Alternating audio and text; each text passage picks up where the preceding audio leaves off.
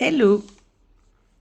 J'étais en train de me préparer ce matin et je me disais que j'avais énormément de chance.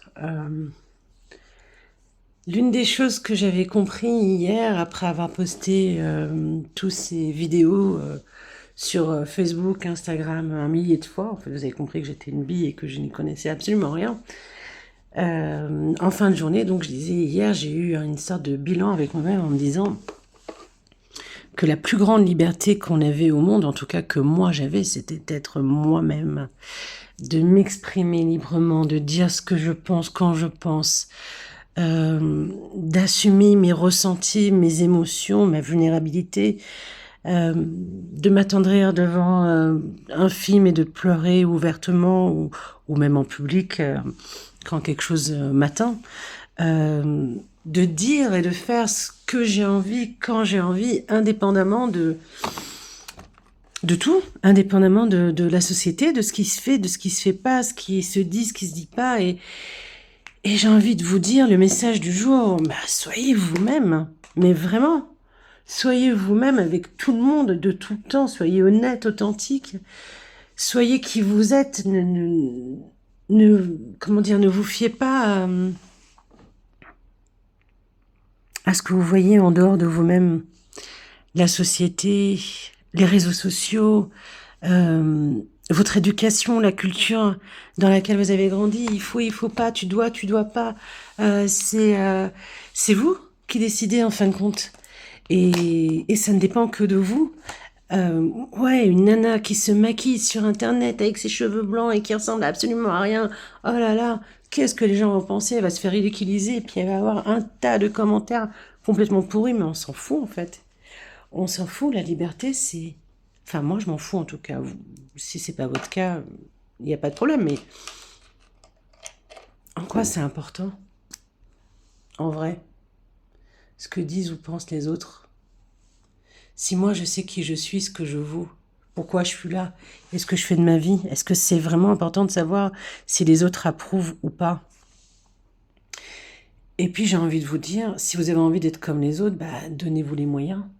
Ne restez pas frustré de ne pas être tel, je sais pas, tel acteur, telle influenceuse, telle chanteuse, je sais pas. Enfin, je pense qu'on vit dans une société de gens qui sont vraiment frustrés, euh, qui ne s'assument pas, mais qui ne savent pas qui ils sont. Et c'est vrai que c'est un problème quand on ne sait pas qui on est. Si vous demandez à quelqu'un qui es-tu, indépendamment de ta carte d'identité, de ton éducation, de la religion dans laquelle tu as grandi, la culture dans laquelle tu as grandi, bah, qui tu es indépendamment de tout ça, beaucoup de gens ne sauraient pas le dire. Et à un moment, il faut se poser la question, qui suis-je? Pourquoi je suis là? Qu'est-ce que je suis venu faire? C'est quoi mon objectif dans la vie? C'est quoi mon but? Si je suis heureux comme je suis aujourd'hui, en ne sachant pas ce que je fais, c'est très bien. Mais s'il y a quelque chose qui bloque, si je suis malheureux, bah, je trouve un moyen je trouve une réponse à mes questions, tout simplement. Il y a un tas de, il y a un tas de spécialistes, que ce soit des coachs, des thérapeutes, des psychologues, des psychiatres, des mentors. Il y a un tas de thérapies qui nous permettent d'apprendre qui on est réellement, qui je suis et qu'est-ce que je fais, pourquoi je fais les choses que je fais indépendamment de la société, de l'éducation que j'ai reçue.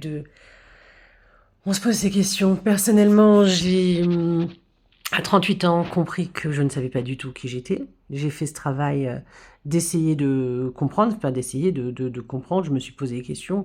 Pourquoi je fais les choses que je fais? Est-ce que je fais ça pour moi? Est-ce que je fais ça parce que c'est comme ça qu'il faut être? Ou est-ce que je fais ça parce que réellement ça me parle?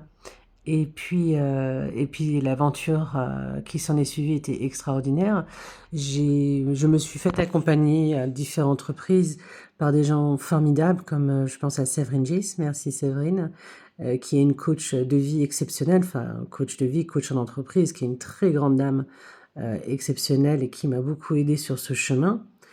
Et puis il y a eu un tas de personnes qui sont rentrées dans ma vie enfin qui sont entrées, que j'ai été chercher pour m'aider dans mon accompagnement personnel. Elisa Benaïm, formidable thérapeute qui m'a accompagnée avec l'EFT, le neurofeedback, et c'est avec elle ensuite que je me suis formée dans ces pratiques-là, parce qu'elle était tellement exceptionnelle que j'avais envie de le devenir aussi. Elle m'a vraiment inspirée. Mais je pense à un tas d'autres personnes. Estelle, qui est kinésiologue et qui est vraiment une femme formidable aussi, qui m'a beaucoup inspirée. Et un tas de livres. J'ai appris à m'aimer, à m'accepter tel que je suis, avec mes parts d'ombre, avec La maîtrise de l'amour de Don Miguel Ruiz. Bref, il y a tellement de choses à faire et c'est tellement propre à chacun. Si vous êtes heureux dans votre vie telle que vous êtes aujourd'hui, c'est super, magnifique, ne changez absolument rien. Si ça coince, s'il y a quelque chose qui ne va pas, si vous ne parvenez pas à être heureux, si... J'ai eu un appel. Si vous êtes heureux comme vous êtes, ne changez absolument pas. Si vous êtes pas bien dans votre boulot, avec vos amis, dans votre couple, peu importe dans quel domaine que ce soit, c'est qu'il y a un truc qui ne va pas, vous n'êtes pas en accord avec qui vous êtes, avec ce que vous faites, pourquoi vous le faites. Faites-vous accompagner, les amis. Vraiment, faites-vous un raccourci. Et ceux qui me disent que c'est trop cher, je suis désolée, un restaurant en moins, une paire de chaussures en moins, on fait attention à soi, on prend soin de soi, on prend soin de son mental tout autant qu'on prend soin de son corps.